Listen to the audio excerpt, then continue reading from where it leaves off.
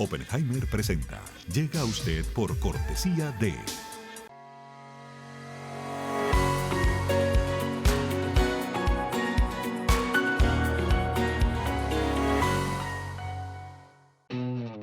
UAD es más que una universidad, es vivir una experiencia única de aprendizaje. Es tu tiempo de vivir. UAD Experience. ¿Por qué hay gente infeliz en todas partes? Las encuestas muestran que hay una ola de insatisfacción y un aumento de estrés, tristeza y frustración que recorre el mundo. En Cómo salir del pozo, el periodista Andrés Oppenheimer comparte novedosas estrategias para combatir la infelicidad. Con entrevistas a los máximos gurúes mundiales de la nueva ciencia de la felicidad, nos cuenta cómo los países, las empresas y las personas están usando la inteligencia artificial y la psicología positiva para aumentar su satisfacción de vida. Ya está a la venta en librerías y tiendas en línea.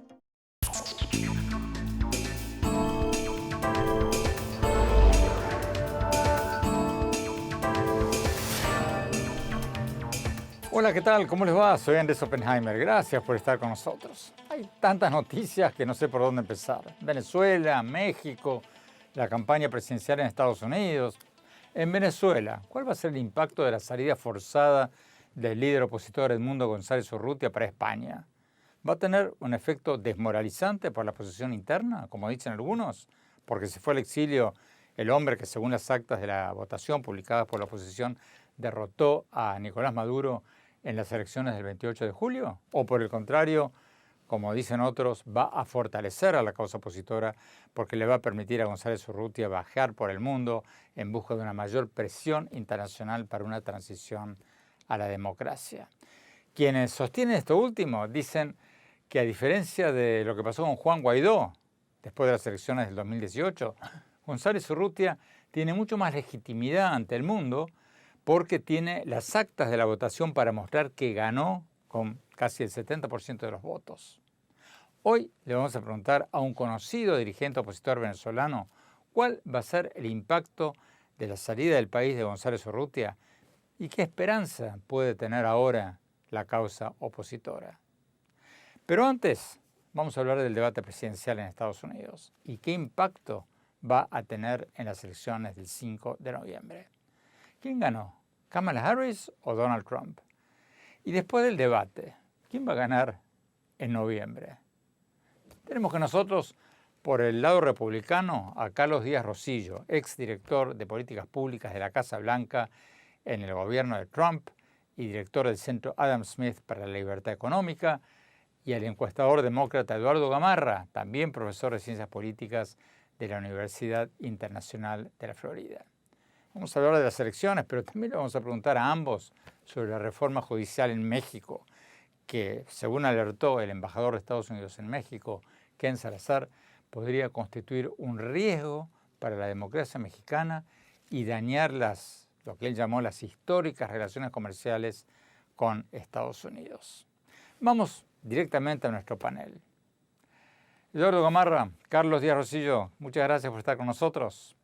Bueno, ya pasó el tan esperado debate presidencial y las encuestas coinciden que ganó Kamala Harris por mucho. Pero acá va la pregunta.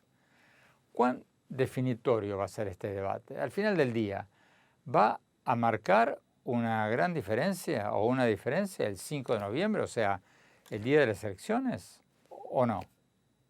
Profesor Díaz Rosillo. Yo creo que este debate no va a marcar la diferencia. Un debate, por cierto, en el que el presidente Trump estaba debatiendo contra tres, no solamente contra una. Y si bien las encuestas inmediatamente después del debate demostraron que los encuestados le dieron la ventaja a la vicepresidenta, yo creo que aquí ella no aprovechó la oportunidad que tenía. Acordémonos que el presidente Trump es ya conocido por todos. Todos sabemos quién es Donald Trump. No todo el mundo sabe quién es la vicepresidenta. Y era una oportunidad de presentarse al público norteamericano que la estaba viendo y desaprovechó esa oportunidad. Repetía las mismas líneas practicadas ya, no dio detalles de cuál sería su plan de gobierno y creo que desaprovechó esa oportunidad. Se comenta mucho del estilo de esas líneas, pero en realidad no aprovechó al 100% la gran oportunidad que tenía.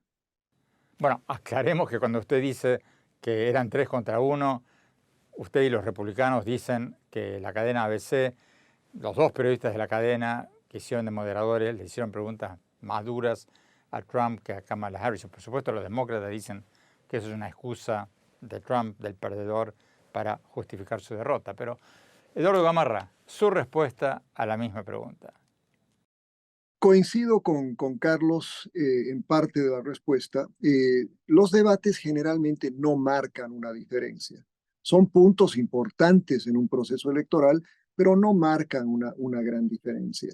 Y probablemente este debate tampoco marcará una gran diferencia porque particularmente en un contexto tan polarizado como el que vivimos. Eso es punto número uno. Punto número dos, y creo que acá es importante y en ese sentido pues depende de la óptica, ¿no? Yo creo que la señora Harris más bien demostró algo que convenció a muchos de sus críticos que pensaban que ella no iba a dar la talla para enfrentarse con alguien que es el presidente que más debates ha tenido. Y sin embargo, ella dominó el debate, dominó la narrativa del debate, lo puso al presidente Trump a la defensiva de manera recurrente. Pudo enviar mensajes, ¿no? Que es el objetivo. O sea, yo creo que algo muy importante, Andrés y Carlos, es que los debates son momentos para pasar mensajes clave, no para ser grandes intelectuales o grandes profesores. Y en ese sentido, yo creo que la señora Harris sí aprobó esa prueba y lo veremos, ¿no? En las encuestas que salgan en los próximos días. Pero en general, yo creo que ella tuvo un performance verdaderamente destacado. Y creo que las críticas ¿no? que se hacen a los medios son las mismas críticas de siempre. Es decir, siempre va a haber, particularmente cuando uno pierde un debate, va a decir que me trataron mal, en este caso fueron 3 contra 1, pero la verdad es que viéndolo objetivamente, yo creo que los periodistas fueron tan duros con ella como con él, pero bueno, todo depende del ojo del observador, ¿no? Es cierto que los debates no siempre marcan una diferencia, ¿no? Hillary Clinton ganó los debates contra el propio Donald Trump en el 2016 y a pesar de eso, Trump ganó las elecciones ese año. Pero la pregunta clave hoy es si Kamala Harris o Trump lograron en el debate llegar a los votantes indecisos, a los moderados, ¿no? Porque en estas elecciones lo importante van a ser esos votantes, ese pequeñísimo porcentaje de votantes indecisos. Profesor Díaz Rosillo. Pero Andrés, mira, desde que tenemos debates televisados en Estados Unidos, desde el 1960, es rara la ocasión en que un debate marque la diferencia, aún con esos votantes moderados, que cada vez son menos, hay que destacar. El ejemplo del debate que vimos en junio es una gran excepción. Usualmente esos debates no marcan la gran diferencia. Para estos votantes moderados que mencionas, que sí van a ser muy importantes, sobre todo en los 7 estados claves donde se va a decidir esta elección presidencial, yo creo que tampoco van a marcar la diferencia por lo siguiente. Para que un debate tenga un impacto que dure, en este caso, 2 meses, que es lo que falta, un poco menos de 2 meses para las elecciones, tienen que haber líneas, en inglés le llaman soundbites, esos segundos, 7, 8 segundos de líneas memorables. En este debate no te puedo decir ninguna línea memorable que la gente se va a acordar, si bien las encuestas probablemente le den 1 o 2 puntos más a la vicepresidenta inmediatamente después del debate, yo creo que eso va a regresar de nuevo a una contienda bastante reñida. Es cierto que quizás no hubo una frase, una línea que va a pasar a la historia, ¿no? Pero sigamos con usted, Carlos Díaz Rosillo. El titular que recorrió el mundo después del debate fue la falsa afirmación de Trump de que los inmigrantes haitianos están comiendo los gatos y los perros de los estadounidenses en Ohio. ¿No hizo el ridículo Trump al hacerse eco de una noticia falsa que fue desmentida por el propio gobernador republicano de Ohio, ¿no?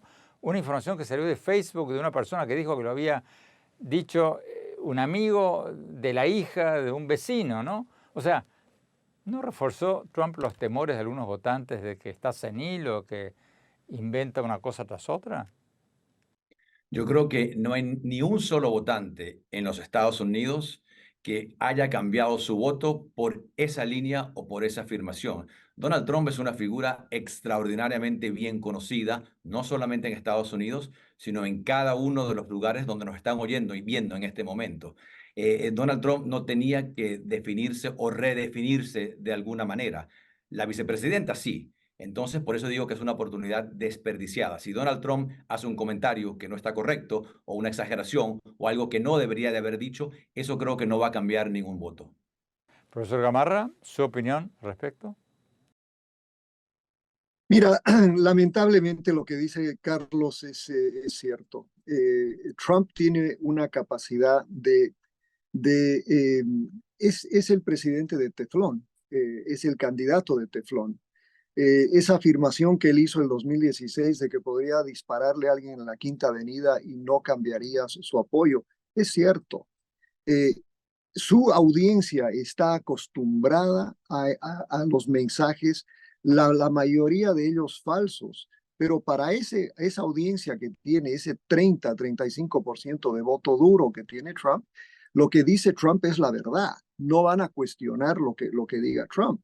Y por eso creo que hay que amarrar esto a ese grupo de indecisos, a ese grupo que en la semana previa, a propósito, salvo algunos estados, el estado de Arizona, por ejemplo, los votantes moderados estaban la tendencia era hacia el Partido Demócrata. Entonces, puede ser, y yo creo que el debate reforzó esa tendencia. Y acá otra vez en desacuerdo con mi colega, ¿no? Yo sí creo que la señora Harris salió bien del debate. La gente la conoce ahora como una persona que se puede enfrentar a un personaje como Donald Trump, que es avasallante, y lo ha sido en su trayectoria. Tenemos que no corte, quédense con nosotros. Cuando volvamos, seguimos analizando cuál de los dos candidatos tiene las mayores posibilidades de ganar las elecciones de noviembre. Y después, lo que está pasando en México y en Venezuela. No se vayan, ya volvemos.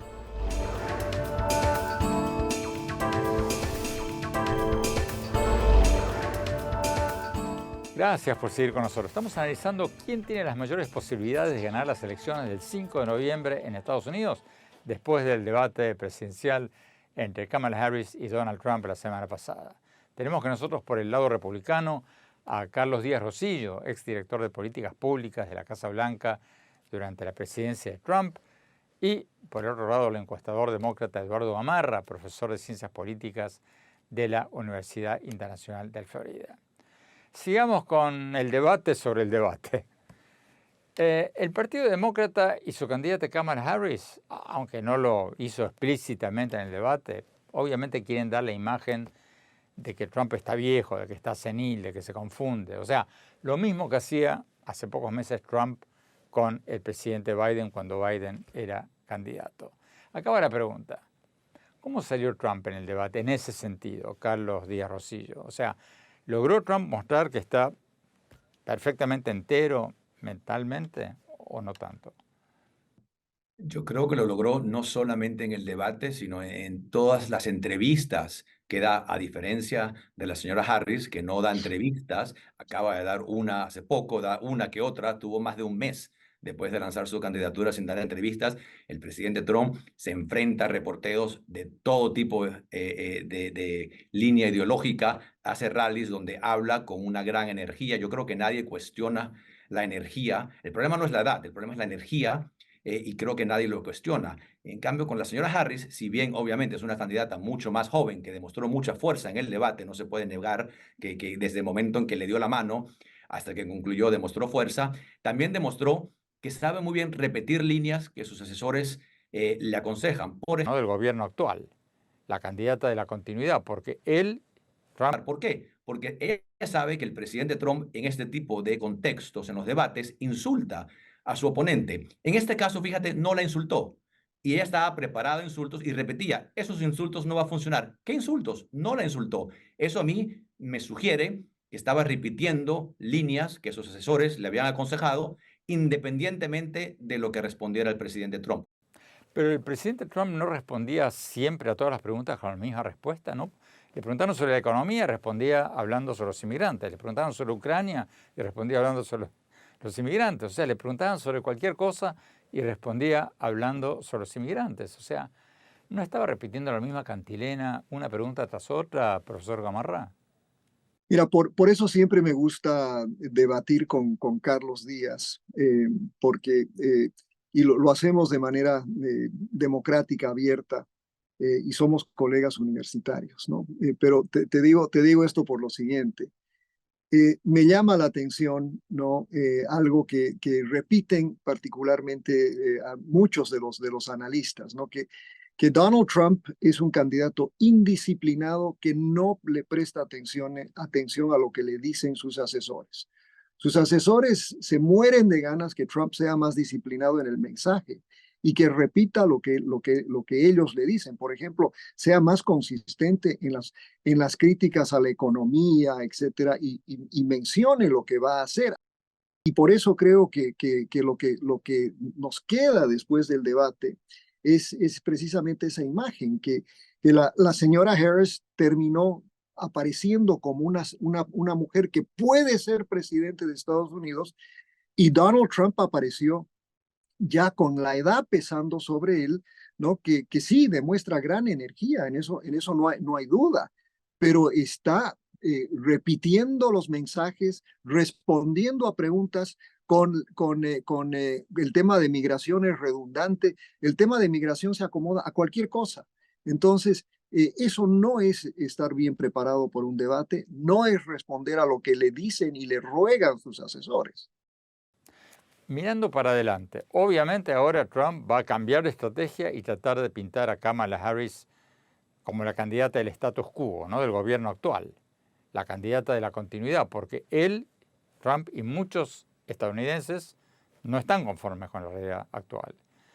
Acaba la pregunta, ¿va a lograr entre ahora y noviembre Kamala Harris promoverse como la candidata del cambio, profesor Gamarra?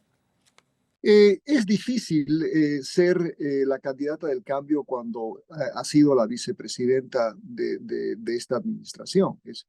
Por supuesto que es difícil ser la candidata del cambio, y en ese sentido, anoche intentó hacerlo. No sé si fue muy efectiva, ¿no? En la noche del debate, en el sentido de que trató de diferenciarse del presidente Biden. Pero el mismo problema lo tiene Donald Trump. Donald Trump fue presidente durante 4 años y está repitiendo el mensaje del 2016, está repitiendo el mensaje de lo que hizo. ¿En qué sentido es Donald Trump el candidato del cambio? Profesor Díaz Rosillo, la misma pregunta. ¿Va a lograr Kamala Harris proyectarse como la candidata del cambio, la candidata del futuro? Eso es una gran pregunta y yo creo que va a ser muy complicado para ella. A lo largo del debate, y no solamente del debate, sino de su corta campaña, ha venido diciendo, sin dar detalles, por cierto, cómo las cosas van a estar muchísimo mejor cuando ella gane, cómo va a bajar la inflación, cómo van a haber más oportunidades, y una lista de cosas que van a ser mejor cuando ella gane. Y la pregunta que me hago yo como votante es, bueno, ¿por qué no lo hace ahora? ¿Qué ha venido haciendo esta mujer por 3 años y medio, que es la vicepresidenta del país, que tiene su oficina en la Casa Blanca y que tiene la oportunidad de implementar todas esas ideas maravillosas que según ella va a implementar como presidenta? ¿Qué ha hecho y por qué no lo ha hecho en estos 3 años y medio? Tenemos que ir a un corte. Cuando hablamos, seguimos analizando cuál de los dos candidatos tiene las mayores posibilidades de ganar las elecciones de noviembre. Y después vamos a hablar sobre México y sobre Venezuela. No se vayan, ya volvemos.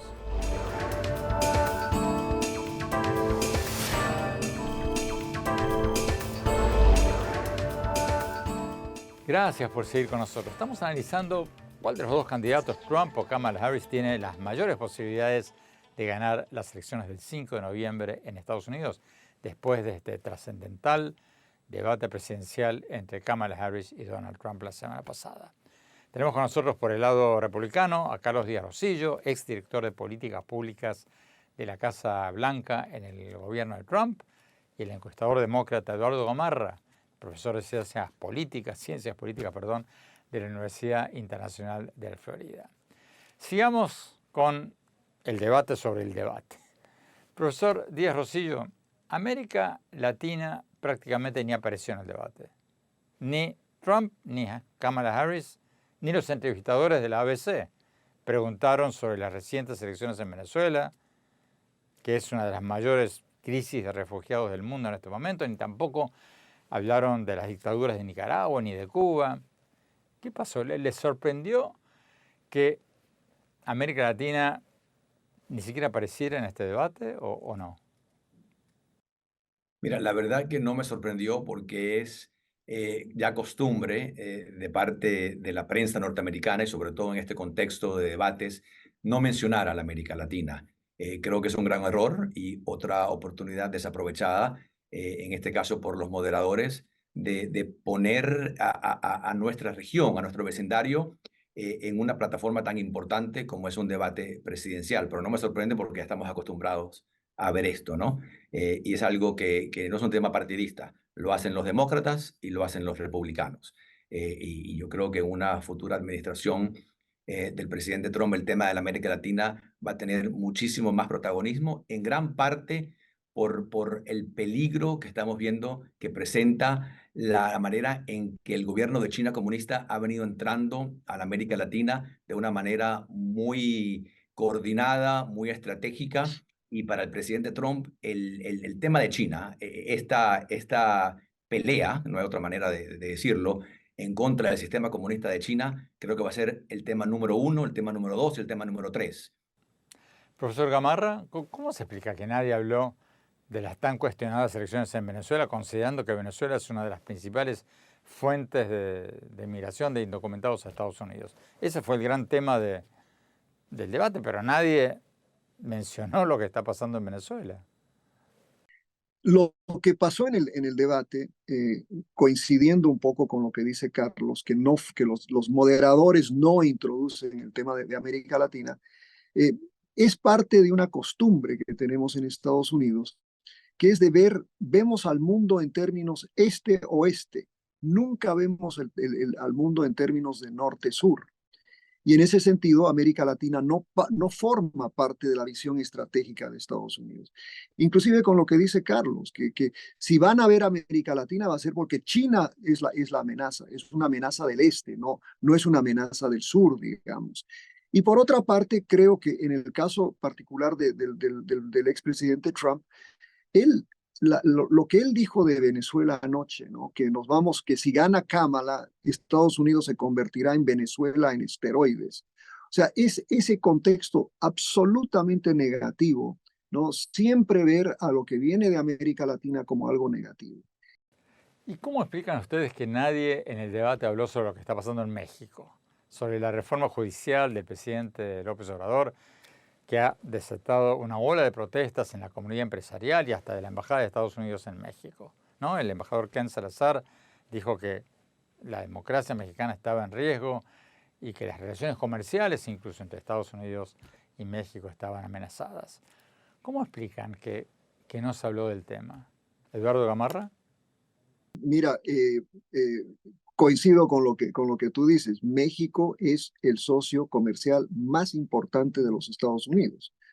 Pero porque es México también y porque consideramos a México como un país subdesarrollado del sur, etcétera, no hay una visión estratégica sobre México. Y eso parte de los moderadores y también parte de la preparación que tuvieron nuestros dos candidatos. Y eso sí, ¿no? Yo coincido con la mayoría de los que ven la reforma judicial en México es un paso no solo hacia el autoritarismo. Los ejemplos de países que han elegido a sus jueces no son muy buenos. El caso boliviano, que es el caso más cercano que tenemos, una reforma judicial en 2009 que ha hecho básicamente de politizar íntegramente al sistema judicial boliviano. Lo mismo pasará en México. Pero a la vez, ¿no? En el caso mexicano, estamos viendo una situación donde está en medio de esto lo que pueda sucederle a empresas particularmente norteamericanas y canadienses que tengan que ir a las cortes mexicanas para resolver litigios. Eso yo creo que es muy preocupante y verdaderamente, ¿no? Desafortunadamente, pues no formó parte del debate. Carlos Díaz Rosillo, ¿cómo explicas que nadie habló de México? También estoy de acuerdo con Eduardo en este tema, un tema muy, muy preocupante y un tema que verdaderamente puede afectar a las empresas norteamericanas de una manera muy, muy importante, que hubiera sido una gran oportunidad para ambos candidatos mencionarlos. Quizás el debate, acordémonos, fue el martes y el Senado mexicano votó por esta reforma a primeras horas del miércoles, ¿no? Quizás eso tiene algo que ver, pero en realidad creo que fue una oportunidad no aprovechada por ambas partes. Y si bien hay grandes problemas con el sistema judicial mexicano actual, y entiendo el deseo de cambiarlo, creo que esta propuesta que acaba de ser aprobada hace unos días no es la adecuada y va a poder poner en peligro la confianza del empresario, no solamente norteamericano, sino del empresario extranjero en general y también del empresario mexicano para invertir en México. México tiene una oportunidad de oro con el nearshoring, esta oportunidad de traer empresas que por décadas se fueron a China y a otras partes de Asia, y esto pone en peligro este proceso de nearshoring que puede beneficiar muchísimo a México y a otros países latinoamericanos. Y los Estados Unidos creo que está dormido en este tema. Muchísimas gracias, Carlos Díaz Rosillo. Muchísimas gracias, Eduardo Gamarra. Me encanta hablar con ustedes, tenerlos en el programa porque podemos discutir de estos temas sin ataques personales. Muchas veces en estas discusiones se cae en descalificaciones personales. Ustedes no lo hacen. Bienvenidos. Vengan de nuevo antes del 5 de noviembre.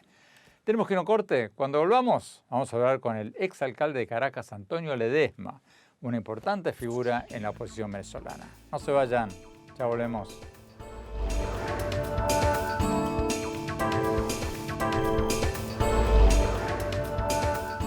Gracias por seguir con nosotros. Una de las principales noticias de los últimos días, en el ámbito latinoamericano por lo menos, fue la salida de Venezuela rumbo a España de Edmundo González Urrutia, el candidato opositor venezolano que ganó las elecciones del 28 de julio según las actas de votación publicadas por la oposición y consideradas auténticas por el Centro Carter y otras organizaciones internacionales. La autoridad electoral, liderada por figuras del régimen de Maduro, les dio el triunfo a Maduro, pero no presentaron absolutamente ningún tipo de evidencia. La salida de González de Urrutia fue vista por muchos como un golpe para la oposición, un golpe que va a desmoralizar a la oposición. ¿Cierto o falso? Tenemos con nosotros a Antonio Ledesma, exalcalde metropolitano de Caracas, un importante dirigente opositor hoy exiliado en España. Vamos con él. Antonio Ledesma, gracias por estar con nosotros. Bueno, ya pasaron varios días desde que Edmundo González Urrutia se fue a España y muchos interpretaron su salida como decíamos recién, ¿no? Como un golpe a la oposición. ¿Qué opina usted sobre eso? ¿En qué queda la oposición interna ahora que se fue González Urrutia del país? La oposición queda con su activo más importante, vivito y coleando, porque nosotros no queremos un mártir para llevarle flores a la tumba. Nosotros queremos a Edmundo González vivo, en plenitud de condiciones, a salvaguarda de la acechanza de un régimen que quería no solo capturarlo, sino liquidarlo. Esa era la intención de Maduro, que viene perpetrando un terrorismo de Estado, como lo ha denunciado la Comisión Interamericana de Derechos Humanos. Por lo tanto, la idea es que el mundo esté ahora haciendo esa bisagra con María Corina, el mundo aquí en la Venezuela del destierro, capitaneando a los millones de venezolanos que estamos en la diáspora, reuniéndose con los líderes del mundo, reuniéndose con los parlamentos, como lo hará seguramente con la Unión, con el Parlamento Europeo, cruzando el charco, como decimos, para ir a reunirse también con los líderes de Washington, pero también de América Latina, desde Chile hasta Panamá. En definitiva, dos escenarios en los que el mundo tiene una tarea que cumplir, que es la de defender también la libertad de los presos políticos, denunciar la masacre que está realizando Maduro en el territorio nacional, y adentro, en la otra Venezuela, la Venezuela del martirio, la Venezuela de los suplicios, la Venezuela de la resistencia, María Corina allí honrando su compromiso de luchar hasta el final. Antonio, pero ¿qué le responde usted a quienes dicen que ya hemos visto esta película? Que Juan Guaidó fue reconocido por más de 50 países como presidente interino después de las elecciones del 2018 y a pesar de eso no pasó nada, ¿no? Maduro se quedó aferrándose al poder y robándose elecciones. ¿Qué le responde a quienes dicen que esto es una repetición de lo que ya vimos antes? Le respondo que una cosa es una cosa y otra cosa es otra cosa. Guaidó se juramenta con base en el artículo 233 que indica que cuando hay un vacío de poder, esa situación se resuelve ungiendo como presidente interino a quien ocupe la presidencia de la Asamblea Nacional. Por eso Guaidó es designado por los diputados de la Asamblea Nacional. Edmundo González, de acuerdo al artículo 5 de la Constitución Nacional, es el depositario de la soberanía nacional, porque los venezolanos se expresaron, y estoy hablando de más de casi 8 millones de venezolanos votando por Edmundo González. De allí que son dos ciclos totalmente diferentes. Bueno, ¿qué futuro vislumbra usted ahora para Venezuela? Porque antes de las elecciones, María Corina Machado y varios otros dirigentes opositores nos dijeron en este programa que si Maduro se robaba esta elección iba a haber una nueva ola de exiliados. Muchos millones de venezolanos se irían del país, pero si pasa eso, también se desinfla la oposición interna, ¿o no? No se desinfla porque nosotros estamos luchando en varios compartimientos. Esta es una estrategia muy bien articulada que está en capacidad de sobreponerse a todas estas maniobras, como por ejemplo la cacería humana que está desarrollando Maduro dentro del territorio nacional, cumpliendo lo que con lo que amenazó el ultimátum del 18 de julio, cuando dijo que iba a haber un baño de sangre en Venezuela, y en efecto lo está sucediendo. Y por eso el Grupo de Determinación de los Hechos ha dicho que Maduro está reincidiendo en la perpetración de crímenes de lesa humanidad. Pero mal puede decirse que Maduro triunfó o que salió exitoso porque se quitó un peso encima. Al revés, Maduro ahora tiene un peso formidable sobre sus espaldas, que es la presencia de un candidato o de un presidente electo libre que va a recorrer el mundo. Maduro tiene una causa pendiente en la Corte Penal Internacional porque ya estamos en la fase de investigación y yo tengo mucho optimismo de que vendrán decisiones muy significativas para hacer justicia en Venezuela. Maduro tiene a un pueblo en su contra, incluido el chavismo, que no es madurista, porque Maduro está siendo repudiado por la inmensa mayoría de los venezolanos. Ya no es una lucha de oposición versus el régimen, ya no es la lucha mitad y mitad, mitad con Capriles, mitad con Chávez, mitad con Maduro, mitad con Capriles. No, es un torrente de venezolanos que apuestan a que se produzca este tránsito hacia el rescate de la democracia. Y lo que está planteado de aquí a diciembre es aprovechar el tiempo, administrarlo adecuadamente para convertirlo en un viento a favor de esta nave que aspiramos que pueda llegar a puerto seguro con la juramentación del mundo el 10 de enero del próximo año. Estamos desarrollando lo que llamamos la fase del reconocimiento. Comenzó la semana pasada con el acto donde el Congreso de Diputados de España reconoce al mundo. Concretamente, ¿qué deberían hacer ahora Estados Unidos, España y los países democráticos de América Latina ante esta situación? En primer lugar, reconocerlo como el presidente electo legítimo. Por donde veamos a Maduro le sale o la Convención de Palermo, y el artículo 2 de la Convención de Palermo establece que en Venezuela hay un grupo delincuencial que está cometiendo una serie de delitos relacionados con las mafias, con los crímenes que solamente pueden ejecutar una corporación criminal. Maduro está dando lugar a que se pueda activar el concepto de responsabilidad de proteger. Eso no es una invasión militar, eso es ejercer el concepto de responsabilidad de proteger los derechos humanos violados por un régimen de manera permanente, porque ya es un patrón de conducta, las detenciones arbitrarias, las torturas, el cierre de los medios de comunicación social. Pero en todo caso, nosotros no estamos resolviendo esto ni con fusiles ni con plomo, sino con votos. Antonio Ledesma, muchísimas gracias por esta entrevista. Hemos invitado al gobierno de Maduro para estar en este programa desde hace años. Hasta ahora no hemos recibido respuesta.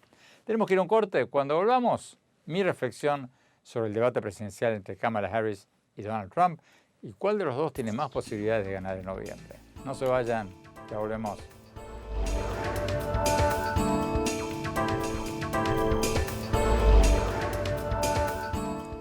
Gracias por seguir con nosotros. Prácticamente todas las encuestas muestran que la candidata demócrata Kamala Harris ganó el debate presidencial de la semana pasada en Estados Unidos y por mucho. Pero la gran pregunta es si va a marcar una diferencia este debate a la hora de votar el 5 de noviembre. ¿Va a marcar una diferencia o va a pasar como pasó en el 2016, en que la candidata demócrata Hillary Clinton ganó los debates, pero perdió las elecciones contra Trump? Yo no solo que vi el debate, como muchos de ustedes, sino que después leí la transcripción, la subrayé, y mi conclusión es que probablemente Trump no pierda uno solo de sus seguidores, porque dijo algunos de los mismos disparates que dicen todos sus actos de campaña y sin embargo los siguen apoyando prácticamente a la mitad de los votantes estadounidenses. Pero creo que Trump en el debate por lo menos perdió, porque no creo que haya ganado muchos votos de los moderados o de los indecisos, que van a ser la clave en estas elecciones.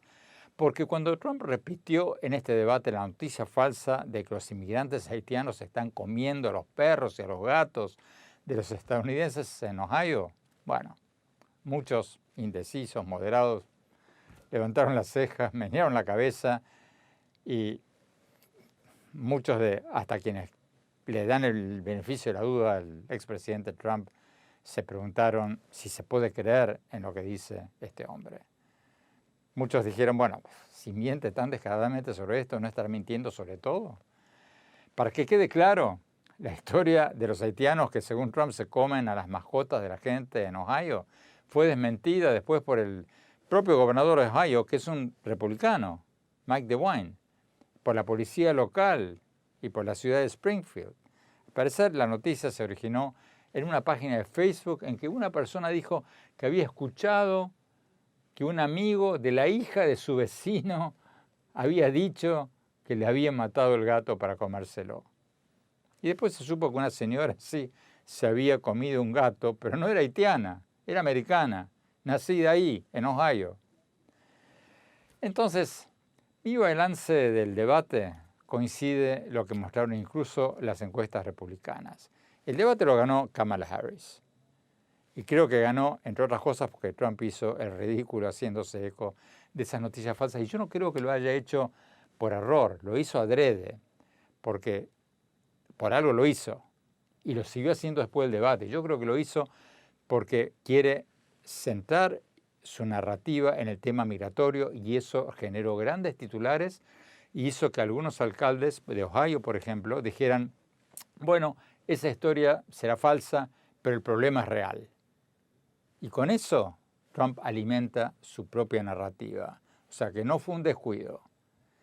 Pero el hecho es que Trump apareció en el debate como repitiendo la misma cantilena, culpando a los indocumentados de estar causando lo que él llama la destrucción de Estados Unidos. Y para estar claros, hay muchas cosas que no están bien en Estados Unidos, pero Estados Unidos es la economía que más está creciendo en el mundo desarrollado en este momento y la bolsa de valores de Wall Street está en su máximo histórico. Resumiendo, Trump quedó mal parado en el debate. Quedó como un hombre que se quedó sin discurso, que repite la misma cantilena. Pero recordemos, Hillary Clinton ganó los debates en el 2016 y Trump terminó ganando las elecciones. Puede pasar cualquier cosa el 5 de noviembre. Se nos acabó el tiempo. Los invito a visitar mi blog en el sitio de internet andresopenheimer.com y visítenme en mis redes sociales, en X, lo que en sus mejores tiempos se llamaba Twitter, en mi página de Facebook y en mi cuenta de Instagram. Y no se pierdan mi nuevo libro, Cómo salir del pozo. Ya está en todas las librerías físicas y virtuales. Hasta la semana próxima.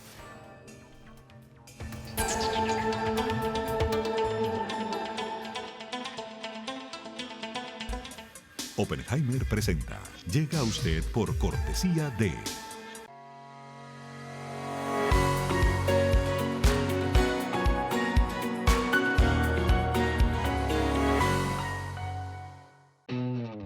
UAD es más que una universidad. Es vivir una experiencia única de aprendizaje. Es tu tiempo de vivir. UAD Experience. ¿Por qué hay gente infeliz en todas partes? Las encuestas muestran que hay una ola de insatisfacción y un aumento de estrés, tristeza y frustración que recorre el mundo. En Cómo salir del pozo, el periodista Andrés Oppenheimer comparte novedosas estrategias para combatir la infelicidad. Con entrevistas a los máximos gurúes mundiales de la nueva ciencia de la felicidad, nos cuenta cómo los países, las empresas y las personas están usando la inteligencia artificial y la psicología positiva para aumentar su satisfacción de vida. Ya está a la venta en librerías y tiendas en línea.